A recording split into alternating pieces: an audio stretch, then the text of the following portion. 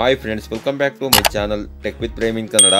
Friends, Karnataka ಕಾರ್ಮಿಕ ಕಲ್ಯಾಣ ಮಂಡಳಿಗೆ ವಂತಿಗೆ ಪಾವತಿಸುತ್ತಿರುವಂತಹ ಸಂಘಟಿತ ಕಾರ್ಮಿಕರ ಮಕ್ಕಳಿಂದ ಅಂತಂದರೆ ಪ್ರೌಢಶಾಲೆಯಿಂದ ಸ್ನಾತಕೋತ್ತರ ಪದವಿವರೆಗೆ ಹಾಗೂ ವೈದ್ಯಕೀಯ ಹಾಗೂ ಇಂಜಿನಿಯರಿಂಗ್ಗಳಲ್ಲಿ ವ್ಯಾಸಂಗ ಮಾಡುತ್ತಿರುವಂತಹ ವಿದ್ಯಾರ್ಥಿಗಳಿಂದ 2024-25ನೇ ಸಾಲಿಗೆ ಸ್ಕಾಲರ್ಶಿಪ್ ಅನ್ನು ಪಡ್ಕೊಳ್ಳಿಕ್ಕೆ ಅರ್ಜಿಯನ್ನು ಆಹ್ವಾನ ಮಾಡಿದ್ದಾರೆ.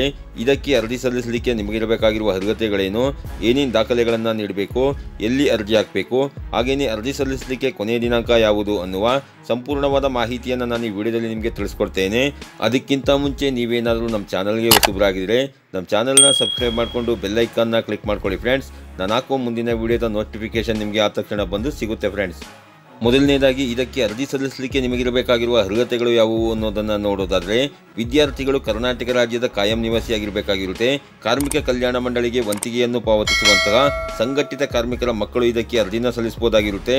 ಇಂದಿನ ವರ್ಷದ ಪರೀಕ್ಷೆಯಲ್ಲಿ ಉತ್ತೀರ್ಣರಾಗಿರಬೇಕು ಮತ್ತು ಪ್ರಸಕ್ತ ಸಾಲಿನ ಶಿಕ್ಷಣಕ್ಕೆ ನೀವು ದಾಖಲಾಗಿರಬೇಕು. ಹಾಗೆಯೇ ಇಂದಿನ ವರ್ಷದಲ್ಲಿ ಸಾಮಾನ್ಯ ವರ್ಗದ ವಿದ್ಯಾರ್ಥಿಗಳು 50% ನೀವು ತಗೊಂಡಿರಬೇಕಾಗಿರುತ್ತೆ. ಪರಿಶಿಷ್ಟ ಜಾತಿ ಮತ್ತು ಪರಿಶಿಷ್ಟ ಪಂಗಡದ ವಿದ್ಯಾರ್ಥಿಗಳು 45% ನೀವು ಅಂಕನ ಪಡ್ಕೊಂಡಿರಬೇಕಾಗಿರುತ್ತೆ ಫ್ರೆಂಡ್ಸ್. ಹಾಗೆಯೇ ಕಾರ್ಮಿಕರ ಮಾಸಿಕ ವೇತನ 35,000 ರೂಗಳಿಗಿಂತ ಜಾಸ್ತಿ ಇರಬಾರ್ದಾಗಿರುತ್ತೆ ಫ್ರೆಂಡ್ಸ್. ಹಾಗೆಯೇ ಅರ್ಜಿ ಸಲ್ಲಿಸಲಿಕ್ಕೆ ಬೇಕಾಗಿರುವ ದಾಖಲೆಗಳು ಯಾವುವು ಅನ್ನೋದನ್ನ ನೋಡೋದಾದ್ರೆ, ವಿದ್ಯಾರ್ಥಿಯ ಆಧಾರ್ ಕಾರ್ಡ್ ಬೇಕಾಗುತ್ತೆ, ತಂದೆ ಹಾಗೂ ತಾಯಿಯ ಆಧಾರ್ ಕಾರ್ಡ್ ಬೇಕಾಗುತ್ತೆ.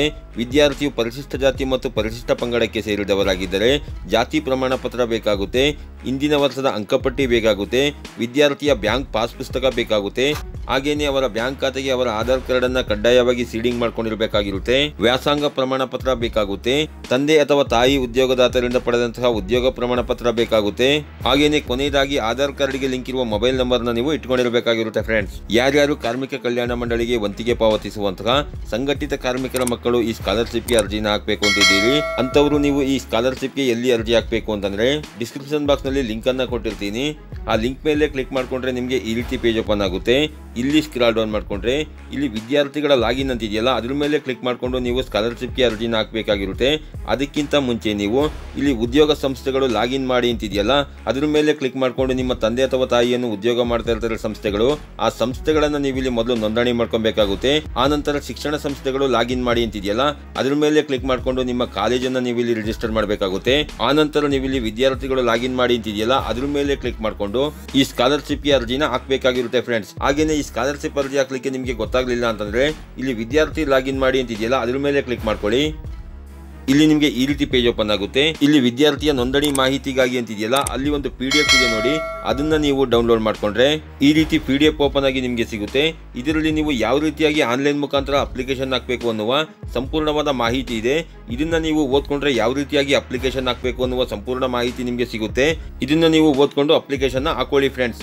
ಯಾವ ಸಂಘಟಿತ ಕಾರ್ಮಿಕರ ಮಕ್ಕಳ ವಿದ್ಯಾರ್ಥಿಗಳು ಇದಕ್ಕೆ ಅರ್ಜಿನ ಹಾಕಬೇಕು ಅಂತ ಇದ್ದೀರಿ ಅಂತವರು ನಾನು ತಿಳಿಸಿರುವ ಎಲ್ಲಾ ದಾಖಲೆಗಳನ್ನು ತಗೊಂಡು ನೀವು ನಿಮ್ಮ ಮೊಬೈಲ್ ಮುಖಾಂತರ ಈ ವೆಬ್ಸೈಟ್ ನಲ್ಲಿ 31 ಜನವರಿ 2025 ಒಳಗೆ ನೀವು ಅರ್ಜಿನ ಸಲ್ಲಿಸ್ಕೋಬಹುದಾಗಿರುತ್ತೆ ಫ್ರೆಂಡ್ಸ್. ಈ ರೀತಿಯ ಒಂದು ಸಣ್ಣ ಮಾಹಿತಿ ಇತ್ತು. ಈ ಮಾಹಿತಿನ ನಾನು ನಿಮಗೆ ತಿಳಿಸ್ಕೊಟ್ಟಿದ್ದೀನಿ. ಈ ಮಾಹಿತಿ ನಿಮಗೆ ಉಪಯುಕ್ತ ಅನಿಸಿದ್ರೆ ವಿಡಿಯೋಗೆ ಒಂದು ಲೈಕ್ ಮಾಡಿ, ಕಮೆಂಟ್ ಮಾಡಿ, ಶೇರ್ ಮಾಡಿ. ಹಾಗೆಯೇ ನನ್ನ ಚಾನಲ್ಗೆ ಹೊಸಬರಾಗಿದ್ದರೆ ನನ್ನ ಚಾನಲ್ನ ಸಬ್ಸ್ಕ್ರೈಬ್ ಮಾಡಿಕೊಂಡು ಬೆಲ್ ಐಕಾನ್ನ ಕ್ಲಿಕ್ ಮಾಡ್ಕೊಳ್ಳಿ ಫ್ರೆಂಡ್ಸ್. ನಾನು ಹಾಕೋ ಮುಂದಿನ ವಿಡಿಯೋದ ನೋಟಿಫಿಕೇಶನ್ ನಿಮಗೆ ಆ ತಕ್ಷಣ ಬಂದು ಸಿಗುತ್ತೆ ಫ್ರೆಂಡ್ಸ್.